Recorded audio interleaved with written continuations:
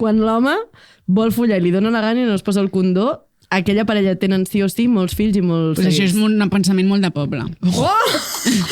No ho tallem, això, sisplau. Per les rurals. Estàs escoltant Ràdio Primavera Sound. Proudly presented by Cupra. De la punta de cada branca, com a enorme figa morada, un futur meravellós em cridava, fent-me l'ullet. Em veia asseguda a la forcadura d'aquella figuera. Morir-me de gana perquè no podia decidir quina triar. Les volia totes, però triar-ne una significava renunciar a les altres. I, incapaç de decidir-me, les figues van començar a tornar-se negres. I donant una, van anar caient als meus peus.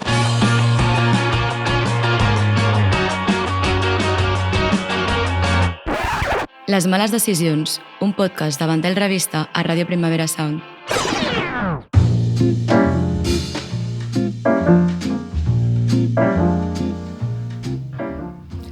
Després de diversos intents, gràcies a un tutorial d'una noia murciana, ja fa 2 anys que has après a fer-te el clean look a la perfecció. Tens el producte més bo del mercat, el raspall adequat, la goma ideal. I no només això, el teu armari s'ha omplert de camises planxades, americanes i pantalons estil office siren de totes les tonalitats de fosc. Vas pel carrer i una nena t'assenyala. Mira, mama, una clean girl. Però un dia, fent scroll mentre mires el 324 en bucle, veus una cosa estranya. Un TikTok amb l'habitació tot desordenada de la Sofia Coppola, més la Kate Moss amb el cabell despentinat i el maquillatge mig descorregut, i un bolso ple de merda. New trend alert, que diuen, no? Per fi pots deixar de fingir. Ja no cal que dissimulis més. Tothom sabia que, malgrat les aparences, en el fons el teu bolso estava ple de tabac enganxat, el teu glos ple de pèls, el terra de l'habitació ple de roba i el calaix de la nevera ple de verdures en estat de descomposició. Et sona aquesta història? És literalment el que li va passar a les Dirty Girls. Van ser un col·lectiu de noies adolescents de Los Angeles que es van donar a conèixer a través del documental de Michael Lucid, gravat el 1996. Davant la consciència creixent de la pressió estètica a la que es veurien abocades la resta de la seva vida i davant la crítica i el rebuig de tots els seus companys d'institut, van decidir deixar-se de dutxar, de depilar-se i de comprar-se roba. Hola! Hola! Hola. I això són les males decisions. Ens heu trobat a faltar, suposo. Fèiem moltíssim que no érem aquí. Ens presentem per si us heu oblidat de nosaltres. Feia un mes, que vam publicar. A mi em sembla una eternitat, no sé. Yeah. Nosaltres som l'Eugènia, la Judit, la Paula, jo sóc la Jana i avui tenim la nostra corresponsal de Londres, un altre cop a l'ombra, la Índigo. Un petó des d'aquí, et trobem a faltar. I avui xerrarem sobre brutícia i netedat i com aquests dos conceptes plantegen una dicotomia tramposa entre allò que considerem bo i allò que considerem dolent, entre allò que és bonic i allò que és lleig, o allò desitjable i indesitjable. Però abans de començar, com esteu? Com es planteja aquest mes de febrer? Estem de puta mare! Sí, uau! Sí, Estem bé. Ha sortit el sol i crec que s'està començant a notar. Vull dir, jo començo a notar una mica d'aire de primavera, de calçotadeta, fantàstic. M'he tornat a posar gabardina sense que sigui una mala decisió. Avui tocava i prou. Risc encara per mi, però... Jo ja he comprat les manulatines. Molt bé, ja tocava també. A mi m'agrada molt el vídeo, no sé si us ha sortit mai aquell vídeo del Kevin Kellane que parla del mes de febrer, que és un reporter, que és boníssim. És com el Víctor Jiménez quan tingui com 55 anys. Perfecte. Uah, i diu, o sigui, fa un vídeo sobre el mes de febrer i diu, febrer és el pitjor mes de l'any, però és un mes honest. I m'agrada perquè diu, ens mostra la vida tal com és, com l'eco d'alguna cosa grandiosa que ja ha passat. I també diu, els carbohidrats són fonamentals en aquesta època on tots estem desquiciats, tal i qual. I per tapar tota aquesta angoixa vam inventar-nos el dia dels enamorats.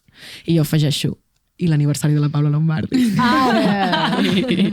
Queda menys. Tens ganes de fer 27 anys? Ai, 28? 28. No, tinc gens de ganes, la veritat. Són hot, els 28. Preferiria passar els 29. No, tio. No sé. Què va? Estàs tremenda, Paula. Gràcies. Val, doncs per començar us farem primer 3 preguntes, com per sempre, per trencar una mica el gel, d'acord? La primera és molt fàcil. Quants dies màxim heu passat a la vostra vida sense dutxar-vos? Jo sí compta el d'anar de campaments i dutxar-te al riu, que era una mica allò, saps? Dutxa... Com es deia? Polaca. No? Dutxa polaca. Anava a dir dutxa flamenca i dic, crec que no. Em sortia postre seco, però és una altra cosa. Dutxa flamenca no, merda. 3 leches.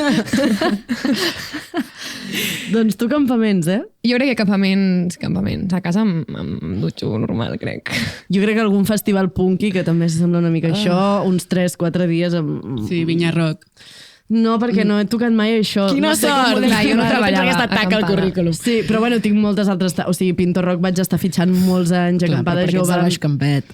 de l'Alt Camp. Ai, reina meva. No t'equivoquis. Oi. No. Jo al Festivern vaig estar 4 dies sense dutxar-me i persona de cabell fi, 4 dies sense dutxar-te.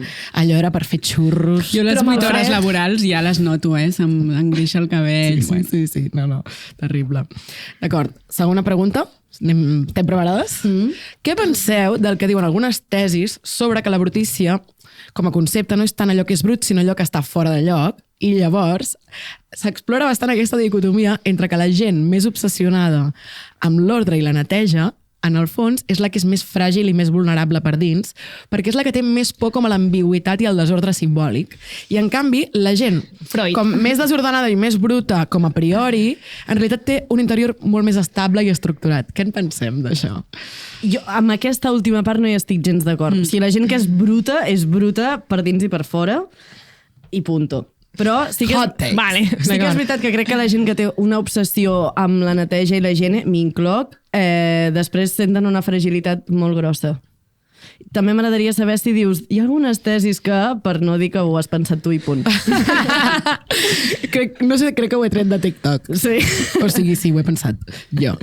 A mi em sembla molt més interessant algú desendreçat. M'agrada més. Sí, Buah, posa't el de company de pis. No, vale, vale. T'enamoraries d'algú desendreçat, però no conviuries amb algú Exacte. desendreçat. O sigui, el caos és romàntic quan no el tens a casa, crec. Però i si la teva parella, o sigui, la persona de la que t'enamores i No, vols anar a viure no m'enamoraria, poder. M'agrada més la gent endreçada, però em sembla molt atractiu.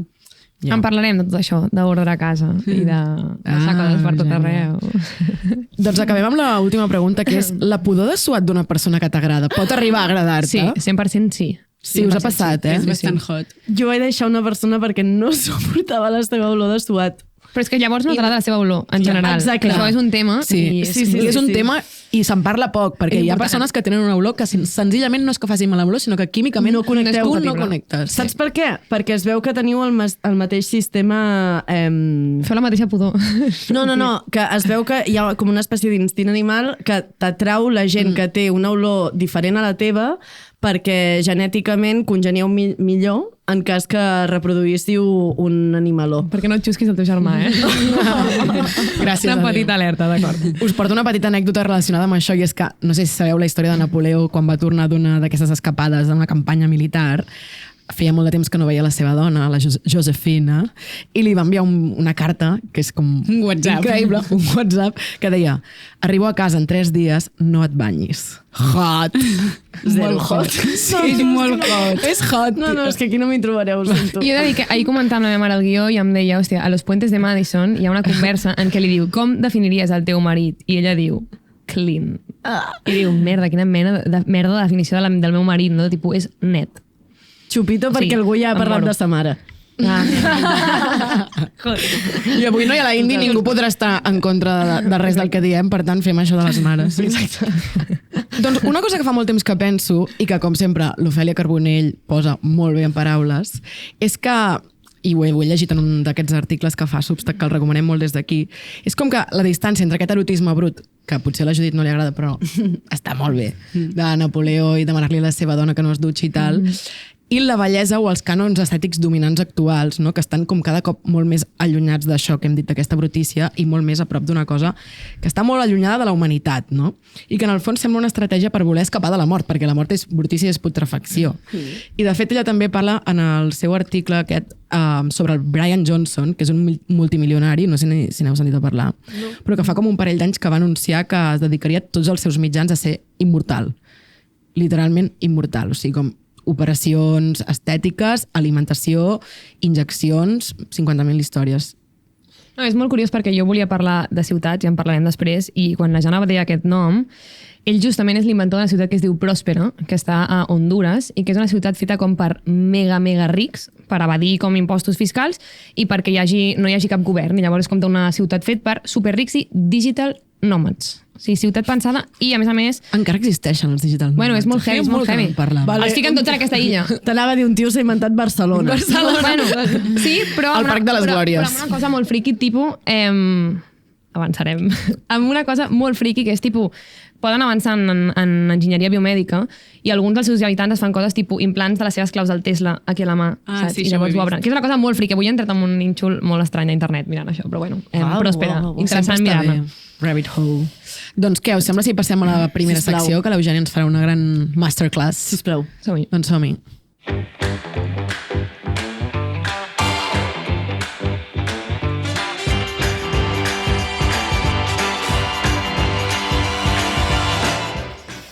Doncs, com deia la Jana, hi ha una cara positiva de portar el bolso ple de merda i és que mai saps què hi trobaràs, no?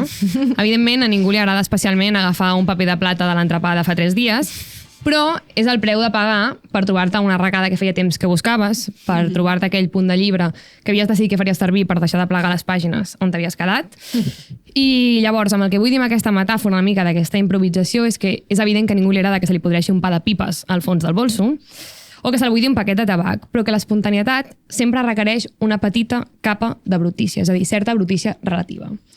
I això volia aterrar una mica amb el que parlàvem de ciutats de pròspera i justament de Barcelona. Llavors, arrenco una mica amb que fa uns mesos la Jana i jo vam anar a Nàpols i comentàvem que hi ha alguna cosa de Nàpols que ens recorda a una Barcelona de fa 10 anys que cada cop va desapareixent, no? Que entre el caos, les motos, la decadència dels edificis majestuosos sempre sembla que hi pugui passar alguna cosa inesperada, aquest factor com de sorpresa. De fet, Walter Benjamin descrivia la ciutat de Nàpols en un llibre que es diu Nàpols exactament així, deia: res era definitiu, tot conservava un marge per convertir-se en escenari de coses imprevistes. Cap forma estava pensada per ser així i de cap altra manera. Llavors, crec que és evident que com el bolso, no? Vull dir, podem tolerar una brutícia relativa, però ningú, si ens dona a escollir entre una ciutat neta i una ciutat bruta, tothom escolliria la neta. Però amb les ciutats crec que s'ha plantejat un debat que és una mica trampós, que associa la brutícia amb qualsevol rastre de vida, és a dir, amb qualsevol escena, aquesta nota de que algú ha passat per aquí, algú ha fet alguna mica de vida, no? I sobretot que fa aquesta trampa en assimilar que la higiene és sinònim d'esterilització, d'higienització.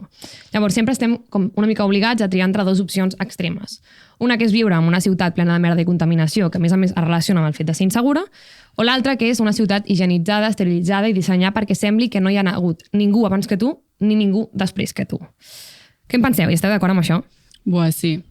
I realment jo sempre triaré viure a la ciutat guarra on tot és possible que passi, Sí, i tampoc sense caure en la romantització del que pot passar molts cops amb Nàpols o amb ciutats així del sud del Mediterrani i del sud d'Europa i tal, que molta gent com de països potser més desenvolupats o més rics diuen com, és super autèntic, no sé què, com, vale, això em sembla també naïf i com s'ha d'entendre que hi ha una part de pobresa estructural i de que els recursos, òbviament, estan molt mal repartits, però, òbviament, aquí trobes doncs, una vida que en altres llocs no existeix. És que no m'ho vull anticipar, no sé si parlaràs d'això en algun moment, però de la Barcelona prèvia al 92, no sé si en parlaràs. No, dispara. Nosaltres que la vam viure moltíssim a la nostra època de l'heroïna. Jo que tenia 31 anys, crec que en aquell moment. No, però com aquesta cosa del Barcelona posa't guapa, molaria entendre's el Barcelona posa't guapa com a, hòstia, el Camp de la Bota, o jo què sé, les casetes de la Mina, o de les casetes de Montjuïc, no sé, o sigui, jo què sé, tot el relat del dia del Batusti realment és com, s'ha perdut la màgia del que podria passar a Barcelona i ara estem farcides de 22 arrobes on no hi passa res més, perquè si fas alguna cosa espontània estàs sortint dels límits del que se suposa que has de fer en aquests carrers. És que el 22 arrobes, vull dir, el Parc de les Glòries és l'exemple perfecte. Per mi, totalment. L'altre dia hi vaig anar perquè estava passejant i feien lo de Llum Barcelona i hi havia com una cosa performance així i tal. I estava allà i per un... O sigui, pensava, no estic a Barcelona. És que no és la nostra ciutat. O sigui, no som ningú de Barcelona. Bueno, sí, perdó. I tant. I tant. Però passes pel 22 arroba i no sents que formi part de la ciutat. És realment fred. Bueno, de fet, abans parlàvem de Pròspera, aquesta ciutat que està pensada justament perquè no hi visqui ningú, és a dir, que tu t'hi puguis empadronar i senzillament evadir impostos, no? I si tu mires el render d'aquesta ciutat, és molt similar a les Glòries vista de lluny, que és aquesta ciutat en la que realment l'únic que poden haver-hi és runners i com cyborgs, no? Caminant. És que no tindries mai una cita al Parc de les Glòries, per exemple. Bueno, jo crec que sí. Sí? Sí.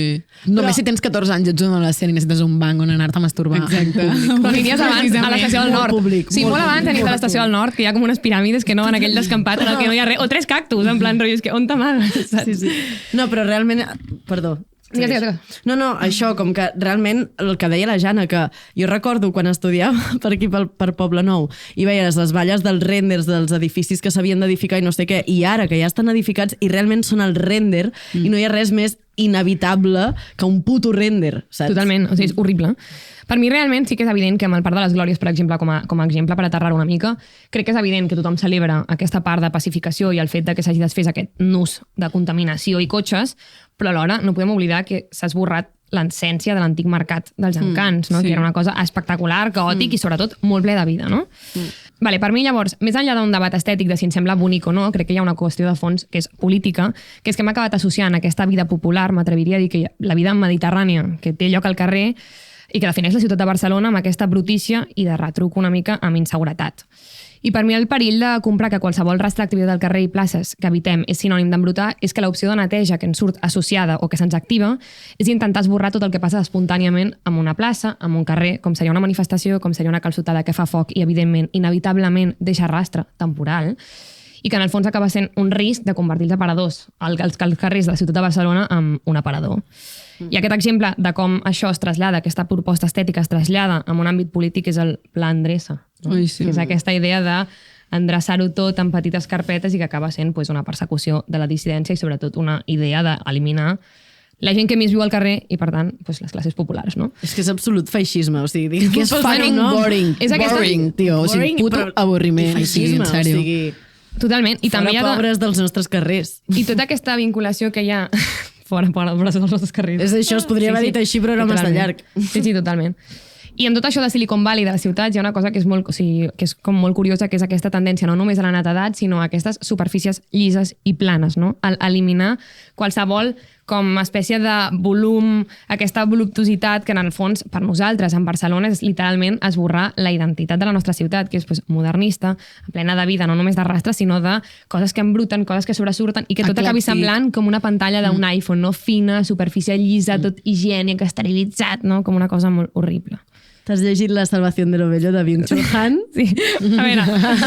No, és que és dels llibres que més viuen en la meva memòria, però és que és això, és que sí. O sigui, crec que realment connecta amb com quin tipus de Barcelona estem construint, no? Aquests edificis com tots llisos, que no tenen com cap tipus de sorpresa ni de naturalesa, no?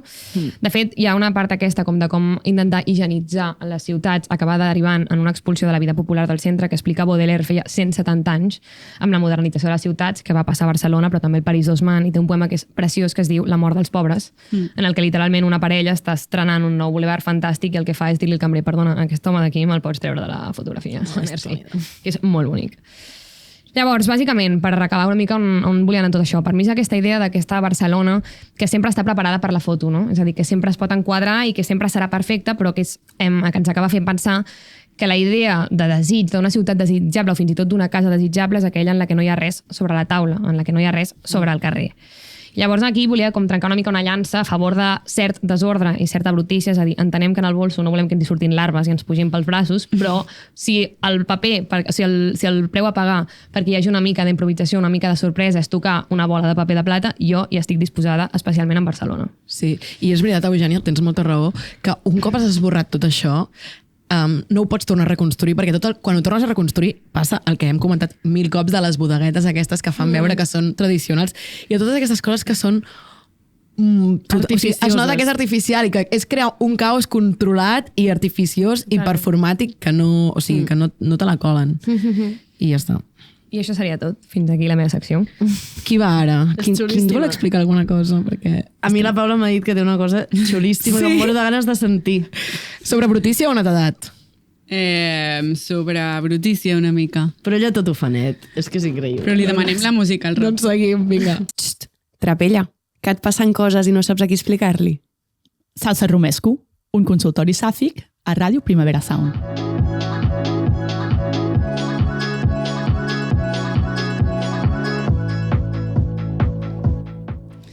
Vale, avui vinc a recuperar una cosa que m'entusiasma fer, que fa molt que no feia, perquè fa molt i molt i molt que vaig acabar la carrera d'Humanitats. I aquesta cosa és llegir un poema i comentar-lo una miqueta, quines imatges hi trobem, figures retòriques, etc. Vale? Que no sigui un examen, que jo no me'n recordo gaire d'això. Em sembla tan divertit.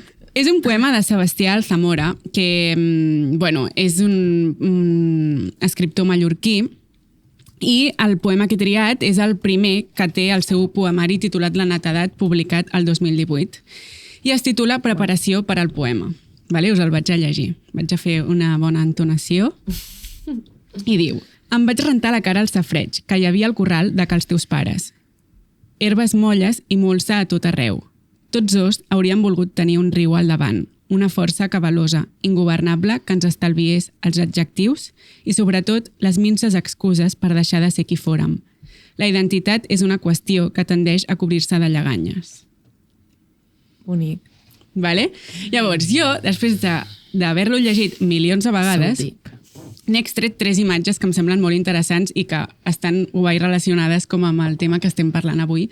O sigui, entenent sobretot la netedat com la puresa en la identitat. O sigui, netedat, brutícia, relacionat amb la identitat, sobretot. Vale? Llavors, primera imatge. El gest que fa de rentar-se la cara. L'autor el converteix en una reflexió sobre la identitat i la brutícia. No només una brutícia física, sinó la que té a veure amb el temps, que és la relació amb l'altre, amb haver estat algú i després haver deixat de ser aquest algú. Vale? Ara ho faig més senzillet. Vale? No m'agrada.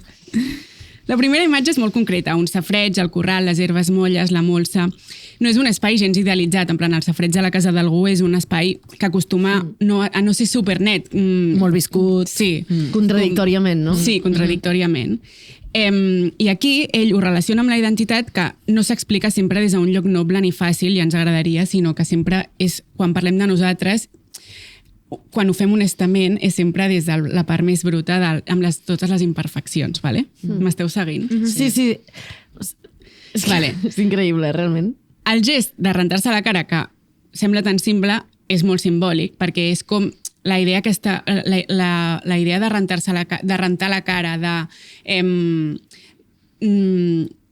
bueno, la frase aquesta social de han fet pinkwashing o greenwashing i no sé què. Un rentat de cara. T'han fet un rentat de cara, exacte. Doncs és recompondre's, tornar-se presentable, recuperar una forma, com si la identitat fos una superfície que s'esborra i es crea quan volem i com volem. Doncs d'aquesta imatge en podem desprendre una idea, que és que la identitat no és una essència pura, al contrari del que diu la religió cristiana, perquè no hi ha purificació possible, no hi ha un moment en què quedem nets per sempre. En canvi, hi ha un manteniment que anem fent mentre vivim, perquè no podem esborrar-nos, ni esborrar les coses que hem fet, ni el lloc d'on venim. Vale? Molt bonic. Segona imatge. El riu. El poema diu: tots dos haurien volgut tenir un riu al davant. Davant del riu... Jo crec que ploraré. Jo també. Des que he llegit el poema que estic com... Davant del riu, el safreig és petit, manual, domèstic, i en canvi el riu és ferotge, cabalós, ingovernable, vale? I és una força que no admet... més controlat. Sí, no admet cap tipus de control. I el poema demana el riu, no? Perquè necessito que el riu ens estalviï els adjectius. I què vol dir això? L'adjectiu és on la llengua intenta fixar el món, donar-li forma. Quan diem això era així, això va passar d'aquesta manera, estem intentant construir una narrativa en una cosa real. I alhora ho fem quan parlem de nosaltres mateixos i de qui som. Per això volem esborrar les minces excuses que diu el poema, petites justificacions amb què recobrim un canvi que potser ens incomoda i diem les coses que ens fan mal de dir. Aquí m'és inevitable parlar de Roland Barthes i, per què no, de les nostres estimades companyes de Punzades Sonores, perquè m'encanta Barthes... dir quan és més inevitable citar Roland. No ho he pogut evitar, disculpeu-me. Number one, guilty. Barthes, a fragments d'un discurs d'Amorós, parla sobre un tema tan mamat com és el dels límits del llenguatge, que és que el llenguatge de l'amor, en aquest cas, està ple de fórmules que, més que revelar coses, acaben tapant les coses més complicades, no? Perquè jo us pregunto, però si voleu pot ser una pregunta retòrica. Quantes decisions prenem perquè una força externa com la del riu s'endugui el que ens costa de dir? Vale? La fem retòrica? Moltes, en plan. És que podríem obrir un meló. Sí. Si dic totes et quedes conforme? Li poso les banyes a la meva parella perquè no la vull deixar, bla, bla, bla. Aquesta és la més bàsica. M'encanta perquè feia tant de temps que no escoltava com un comentari de text. Ja. Fantàstic. No, és molt emocionant, perquè no ho fem més sovint, això, Paula? A mi m'encanta fer-ho, Però en realitat té molt de sentit amb el tema de la brutícia i la neteja, perquè sentir-te brut és netejar-te la cara i, en canvi, deixar-te endur pel riu potser té aquest sentit més de purificació absoluta, no? Bueno, perquè et desresponsabilitzen. Clar. Perdona. No, digues. No, i com inevitablement hi ha parts de lo brut i lo net que es toquen, no vull dir del clean look, no hi ha cap millor clean look que el de portar el cap brut. El cap brut, perquè no t'has dutxat en 2 dies. Realment, vull dir que hi ha com 2 extrems que ens pensem que són molt dicotòmics i que realment tota l'estona estan com col·lisionant entre ells, no? I la tercera i última imatge, que és segurament la més bruta de tot el poema, són les lleganyes, vale? Que simbolitzen com el pas del temps. La identitat tendeix a cobrir-se de lleganyes. Aquí hi ha una relació clara entre la molsa dels safareig i les lleganyes que li surten al jo. No? Tant el món com jo ens entalem, ens acumulem, ens recobrim de coses. En definitiva, ens recobrim de lleganyes. Però les lleganyes, en el fons, són una conseqüència del funcionament normal del cos i, per tant, són una conseqüència que forma part de la condició humana. Però cada matí ens les traiem, ens les netegem. Entenent el simbolisme, són conseqüències d'això mateix que acabo de dir, que és viure i existir. Llavors, està guai perquè el poema és com que li treu la moralitat a la taca, no? La treu del terreny de la culpa i la posa en el terreny del temps, en el safareig. Tu, una taca, la mires i la fregues i la reconeixes. I, en canvi, el riu s'emporta totes les taques per davant i bueno, això les tira, no sé com dir-ho, com que se les emporta, ¿vale? Sí. I amb això el que volia dir és que el poema va d'una cosa molt menys èpica que el fet d'emportar-se les coses per davant, que és assumir que amb el temps acumulem coses, que les relacions deixen marca i que no sempre podem tornar a una versió anterior de nosaltres mateixos i que segurament aquest és l'error més gran que cometem. La pitjor decisió que cometem és creure que podem deixar de ser qui som. Paula, tio, una sessió de teràpia. Sí. Estimada oient, tu que ens escoltes en aquest moment i estàs plorant, nosaltres també ho estem fent. No sabia què fotre. Estem amb tu, oient. No sabia què fotre, perdoneu-me, però és que... No, Paula. Jo no tinc res més a afegir. Sí. Mai havíem fet una cosa així i crec que és la cosa que més m'ha tocat de tot el que Podem establir una secció de comentari de text en cada podcast. Sí. Vale, que a més és contradictòria, perquè alhora, o sigui, tu quan llegeixes un poema, cadascú té una interpretació amb unes imatges pròpies, no sé què, i quan l'estàs comentant, llavors s'estableix el consens social de la interpretació d'això, no sé què, que en realitat això que has fet no deixa de ser embrutar el propi poema, que ja era net per se, no? Total. Doncs us recomano molt aquest poemari, la veritat és que me'l vaig estar llegint l'altre dia i és bastant xulo. Pots repetir el nom? No? Sebastià Alzamora. Vale. Apuntat, noies. I el poemari es diu? La netedat. Increïble. Doncs què, acabem amb l'última secció, Judit. Sí, a veure com aixequem això ara, reines? Toca una mica d'humor. Ara toca riem una mica. Aixequem el dia, sisplau. Ropa, endavant.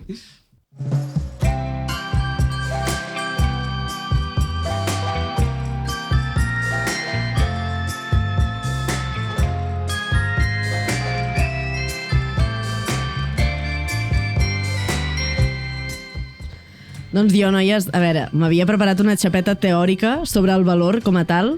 Ja l'he fotut jo, no? Exacte.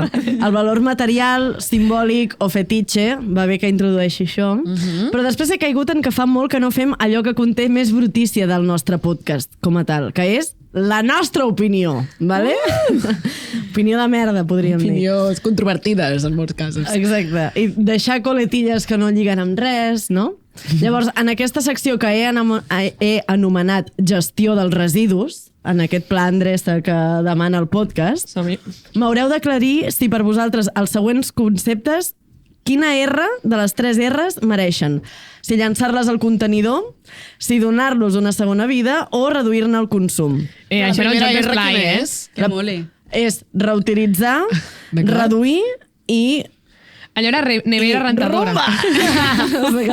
Era el típic de rentadora, nevera, no congeles... Sí, joc de cau. Reciclar, reduir i reutilitzar. Exacte. Vale? Sí. Llavors, per exemple, Paula, després de que ens hagis tocat la patata tan fort, parlant de patates, tu l'estiu de 6è de primària a primer d'ESO, què faries amb aquell estiu?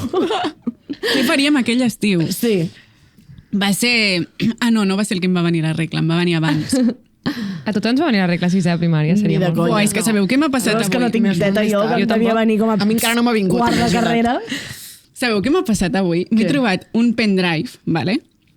Ple, que no sé, mi mare havia com revelat uns files de fa temps i m'he trobat uns vídeos que no havia vist mai precisament de sisè de primària. Era la cosa més lletja.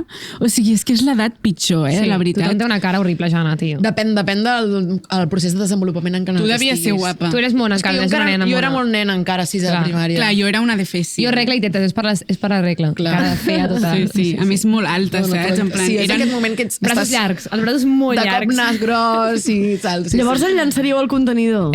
Jo sí, no reciclaria. En sèrio? Ningú? No, jo deixo la Paula, jo mantinc. Jo reutilitzar. A mi m'agradaria una mica reviure'l, crec. Jo dins. Jo no. Sí, jo era lletja, però dins igualment. Clar. Jo me'n recordo que escoltava molt l'Abril Lavigne. Sí! I la de... És tan pick me. Comencen a sorgir les primeres crisis existencials. I els primers amors. I perquè projectes la teva identitat en què vols convertir-te perquè a l'ESO t'hauràs de presentar d'una manera. És molt interessant aquest moment. I ets molt lleig i com a mínim jo no me n'adonava. Que és una cosa que penso, jo pensava que era la puta ama i era... un troll molt fort, però jo em sentia la puta ama i penso això clarament dentro, saps? I jugàveu al joc de la botella amb Mississippis? Jo encara Com? Què? Era com, t'havies de fer, en comptes de fer-te un pico, t'havies de fer un pico llarg dient un Mississippi, dos Mississippi... No, la Jana sempre anava molt lluny. Això ho feies amb el teu professió d'educació física, matemàtiques. no? Jo encara no feia besitos. Vale, Eugènia, què passaria si el noi que t'agrada no et fa riure? Què faries amb el noi que t'agrada però no és gens divertit? Quina tenen la traducció? Pues saps com li donaries una segona vida? Paparé la història o me'l quedo, no? O te'l quedes, sí. Jo crec que paparé la història, no? Quin avorriment. Tota la vida avorrint de puta casa. Jo ric molt. Sí, no. Única resposta correcta. No tinc debat en això. Us ha passat... Vale, doncs ja anem a per tu. Digues. Què faries amb el primer tatu que et vas fer? Quin és? És un... El pots descriure una mica? És un hom hindú. Oients. No? Sí, el tens al peu, no? Tinc un hom hindú tatuat a la costella a l'esquerra. Déu meu, me n'havia oblidat. És seriós? Me'l vaig fer amb 15 anys. El moment de la meva vida. Esther i Kim, com ho veu permetre? Esther i Kim, crec que no ho van saber fins al cap d'uns quants anys. Un home hindú. Em pots explicar de quina llargada era el teu serrell? Un puntet aquí. Un puntet aquí. No, és terrible i de fet és l'únic tatu que porto que m'agradaria esborrar-me, però a la vegada penso... Camp. No? Si tu vols, sí. El pots encerclar com amb un cul o alguna cosa així. I llavors ja és camp, absolut. Vosaltres? Jo no tinc tatus. Ah, clar, ets d'aquestes. I jo porto bastantes merdes. Jo només tinc un tatu. I quin és? Una lluneta. I jo en tinc uns quants, però tinc un problema que és que n'hi ha bastants que m'he fet amb persones. Ah, mira, jo aquest error no l'he comès mai. Amb amigues. I llavors és com una vergonya col·lectiva. Tipus, a vegades me n'oblido i dic, buah, aquesta merda de tatuatge em diu, sí, el que porto jo també a la cama al darrere, no? Els tatus brutegen. Sí, per mi sí. No, és broma. Però és la brutor relativa perquè passin coses inesperades. És exactament aquí. Tu, parlant d'amigues, Paula, què tal portes lo d'enfadar-te amb les amigues de viatge? Ho reciclaries? T'agrada? Sí, no t'agrada? ho reciclaria. En plan, crec que no és tan big deal. En plan, després tot es relativitza, no? Us passa? O sigui, és una cosa que tothom penja després a la foto... No, jo no. I ho idealitzes o...? Jo sóc una persona molt chill vibe. Jo també. O sigui, a mi pots viatjar, pots proposar-me el que vulguis, estaré bastant índia tot. Jo també, però crec que en els casos on m'ha passat i he estat potser més com a espectadora o com potser low profile, crec que sempre ha sigut beneficiós per les amistats, perquè realment... Que toca. O sigui, passes tantes hores que al final surt tota la merda que potser portaves acumulada durant molts anys d'amistat i que al final acaba sortint a la llum perquè és que són masses hores i potser està bé, no? Potser per això d'adolescents ens enfadàvem més amb les amigues perquè que ara. Perquè passàvem molt més temps juntes. Jo quasi sempre m'enfado planificant els viatges. En plan, més abans d'anar-hi. Quan anem, tots són cerveses i diversions, però abans d'anar-hi... Quin tipus de planificadora ets, tu? Molt. Jo. És molt tossuda. Ets clean girl? No, no és perquè sigui tossuda, O sigui, és perquè... Perquè li agrada estar al the place to be. O sigui, li agrada estar al lloc correcte en el moment correcte. Una cosa, crec que sóc molt oberta amb aquest... O sigui, puc acceptar propostes. No? Sí, però tu tens molt clar on vols anar i per què. Però és molt bona persona amb qui viatjar, jo crec. No és la millor. Però no m'enfado mai, o sigui, si algú està cansat o vol fer o si vol parar i tal, sobretot perquè no m'agrada mai anar tota l'estona amb tot el grup. Penso que tothom es pot escapar quan calgui. Això és una cosa que per mi és l'exercici important. Us puc treure un meló d'això del tema de les amistats i viatges? No creieu que està molt bé, perquè crec que ja tenim una edat en què hi ha gent que ja ha decidit que tot i formar part del teu grup d'amics no viatjarà amb tu, i que crec que és com trobar un rol molt guai i sense generar mal rotllos ni res, que és una cosa que potser tardes uns quants anys a descobrir. Sí. Bueno, com que hi ha aquesta tossuderia de jo vull un tipus de viatge que sé que si no és sol o amb la persona que escullo no funcionarà. Sí, sí. Però Jo- perquè jo tinc aquesta bastant gent clar. és molt habitativa de la brutícia. Amb vosaltres jo ja no tornaré a viatjar. I una polla. Ho vaig decidir després de que hi hagués una discussió molt heavy en un restaurant xino Tu vas i passar superbé. dos de nosaltres acabéssim plorant i cridant i picant. Per això ha dit la Jana que... Ah, no, ho has dit tu? Què he dit? És que ara ho explicaré tot. No, ja ho hem explicat, de fet, en micros, ja ho vam explicar. Per mi- Que revisin els altres podcasts. Per mi l'única cosa és que màxim per viatjar 5 persones. Mira, just, perfecte. No? Sí. 4. Està bé. 4 Sí, 5. pots fer-ne més, però llavors ha de ser gent amb qui saps 100% que t'entens molt. O que tothom estigui obert a separar-se i no passarà res. Exacte, això és important. Vale, podem passar, sisplau? Eugènia, aquesta pregunta potser és triggering per tu. Què opines de la gent que té fills molt seguit? Amb poc temps de diferència. I això ho he de relacionar amb la brutícia? Sí, perquè per mi... No les facis al llit. Per mi són gent bruta. Hòstia, quina pregunta. Em costa molt connectar-me al tema del podcast. Podem passar. No. No. Em fa gràcia. Només que necessito un segon per pensar-ho. Jo no tinc cap opinió sobre aquest tema. O sigui. Jo us vull preguntar, quan penseu, jo és que m'imagino molt a una generació, la generació dels nostres pares, pensant en la gent que té molts fills, amb com relacionant amb gent que folla molt. Jo mai faig aquesta relació. Però la gent gran sí, eh? Puc dir alguna molt triggering que després tallarem? Sí. Per mi és... Quan l'home vol follar i li dona la gana i no es posa el condó, aquella parella tenen sí o sí molts fills i molts Pues això és un pensament molt de poble. Oh! No ho tallem, això, sisplau. Per les rurals. Uau. Crec que aquí podem... Es podria deixar aquí tot plegat. Podria acabar aquí. No, però fem més de les... És un pensament molt de pobles, podries dir el títol del podcast. Vale, més de ràpides. Jana, què opinem dels ex de les amigues? Sempre que no hagin sigut uns capullos, respecte, cordialitat i sempre intocables. Per tant, tots a la brossa. Paula, què opinem dels nòvios de les amigues? Són majetes. Per tant, tots a la brossa. Eugènia, la gent que parla de temes que van ser moda fa 3 mesos com si ho haguessin descobert ells, què n'opinem? Jo. Merda. Jo amb totes les pel·lícules que arribo tard sempre i ningú em fa cas, ja. Algú ha vist Bogònia, ties? No l'he vist, a més, i encara...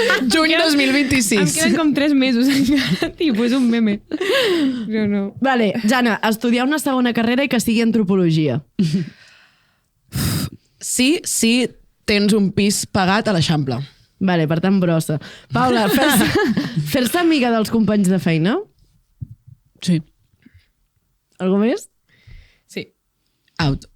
Jo també, out. No, les meves companyes de feina són molt majes. Ara estic en dicotomia aquí. Jo crec que supervivència està bé. Sí, 40 hores a la setmana. Veia. Crec que amic és una paraula molt grossa. Et pots tenir una relació cordial, amigable i col·leguisme sense dir-li amic. Proporció petita, de 20, 2. Sí, és veritat que la gent que té els seus amics són els a la feina, triggering. Clar, és que això fa cringe. Però si de cop has connectat genuïnament amb amigues de la feina, què Pues has onda? tingut t'ha tocat la loteria. Et fas un tatu a l'homindú, totes juntes. I vinga, a circular. Eugènia, per mi la gent que no para d'aprendre idiomes és molt bruta. Què n'opines? És penya tarada, 100%. Tot i que a mi m'agradaria com a que el meu fill aprengués xino. No, però gent que... O sigui, vale, el meu fill fa xino, àrab i rus. Això és de CryptoBro, zumbat. Vale. A favor. A favor, jo també. I l'última, noies, què opinem d'estar perfeccionant la tècnica de fer veure que no has vist algú per no saludar-lo? Buah. És una tècnica que s'ha de perfeccionar. Hi hauria d'haver una escola de repàs o algun tipus de màster per aprendre'n més. Apunteu el meu número de telèfon. Vinga, Jo vull dir que m'està passant una cosa que vaig a confessar-ho, m'és igual. Em trobo amigues molt amigues I ho fas. i no em paro. Jo també he fet això, Pau. Ho has fet amb nosaltres. No, amb vosaltres no. Em trobo, diré també més, ho he em fet. trobo... No puc dir-ho. Bueno, sí. Em trobo a familiars i no paro. Té mare. No, me mare, no. Tietes. També a vegades fa pal. Tipus. Clar, jo m'ha passat moltes vegades això. Tia. Trobar-me algú que conec molt i dir és igual, no em vull parar. Una cosa, a mi em fa genuïnament il·lusió trobar-me algú que estimo molt inesperadament pel carrer. Sempre. De vegades Potser la és que vida no t'atropella, de vegades tens pressa, només vols arribar a casa... Potser t'està Ja ens sonant veurem. una cançó trista i vols acabar l'estrofa, saps? Com has dit que es deia allò de Roland Barthes del llenguatge? Del llibre? Fragments d'un discurs amorós. Vale, no era aquest. Oh, merda, bueno, igualment. Vols que parlem de Noam Chomsky? No, és que l'altre dia em deia algú com que hi havia una devaluació tan gran del llenguatge que preguntem tota l'estona què tal sense esperar resposta. És boníssim, això. I vaig pensar... Què tal, tia? Què Totalment, tal? tipus... Els límits del llenguatge. Exacte, pot ser que fos això. Si et diuen alguna diferent a bé, tia, què No, dius? però que digues- Què respons? Ho tornes No sé a què repetir, respondre. I què tal? O sigui, evitar aquestes converses, tipus, què tal? Bé, tu, tia, i tu per dintre plorant. Avui l'hem tingut aquesta conversa al banc. Però és la conversa, Què tal? Però és aquesta conversa inicial que dius, clarament no t'explicaré com estic, però tu dius, què tal? I l'altre, bé.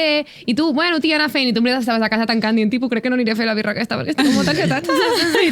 Tot bé, tia. Però alhora no puc no fer la birra perquè llavors seré una sociòpata. Clar, però pel carrer només et quedes a la superfície del què tal. I llavors te'l petes. A mi em Uau, sembla faig raonable. tant això. Hola, què tal? El chico de les poesies. Us agradava aquesta cançó? M'encantava. Molt bé. Doncs, noies, s'acaba aquí el Amb això podcast. És que estaríem. jo m'he quedat cau amb el poema de la Paula, la veritat. No. I em moro de ganes de que anem a fer una cervesa i un taco.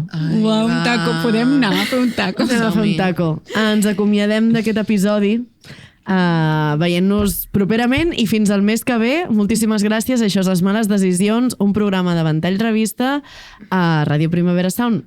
Una abraçada. Moltes gràcies. Ciao. Estàs escoltant Ràdio Primavera Sound. Proudly presented by Cupra.